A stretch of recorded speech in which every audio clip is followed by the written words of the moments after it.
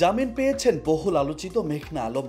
রাজধানী ধানমন্ডি থানার প্রতারণা ও চাঁদাবাজির অভিযোগে করা মামলায় জামিন পেয়েছেন এই মডেল। সোমবার ঢাকার অতিরিক্ত মেট্রোপলিটন ম্যাজিস্ট্রেট মোহাম্মদ সানাউল্লাহের আদালত শুনানি শেষে এ আদেশ দিয়েছেন। এর আগে গত 10 এপ্রিল বাংলাদেশ বিজয়ী মডেল মেঘনা আলমকে ডিটেনশন আইনে 30 দিনের জন্য কারাগারে পাঠানোর আদেশ দেন আদালত। ওই দিন রাত 10:30টার দিকে মডেল মেঘনাকে আদালতে হাজির করে আটক রাখার আবেদন করে ডিবি পুলিশ। পরে আদালত আবেদন মঞ্জুর করে আদেশ দেন। এজার সূত্রে জানা গেছে, মেঘনা আলম, দেওয়ান সামির সহ অজ্ঞাতনামা 2 থেকে 3 জন একটি সংঘবদ্ধ প্রতারক চক্রের সক্রিয় সদস্য।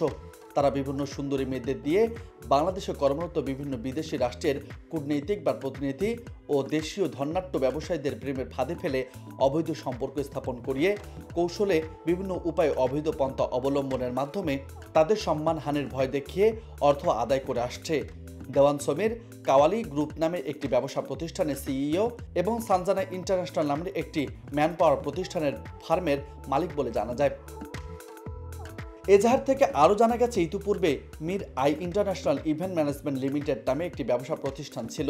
বিভিন্ন আকর্ষণীয় ও স্মার্ট মেয়েদের তার প্রতিষ্ঠানের ব্র্যান্ড অ্যাম্বাসেডর হিসেবে নিয়োগ দিয়ে বিদেশি কূটনৈতিক ও ধনাঢ্য ব্যবসায়ীদের কাছে সহজে যাতায়াত নিশ্চিত করা এবং দেওয়ান সমীর তার ম্যান পাওয়ার ও অন্যান্য ব্যবসাকে অধিকতর লাভজনক প্রতিষ্ঠান হিসেবে দাঁড় করানোর লক্ষ্যে চক্রান্তর অংশ হিসেবে অসৎ উদ্দেশ্যে তার সহযোগী আসামিদের সহায়তা ও অসৎ উদ্দেশ্যে বিভিন্ন কূটনৈতিককে টার্গেট করে ব্ল্যাকমেলের মাধ্যমে বড় অঙ্কের টাকা হিসেবে চাঁদা দাবি করে আদায় করে থাকে।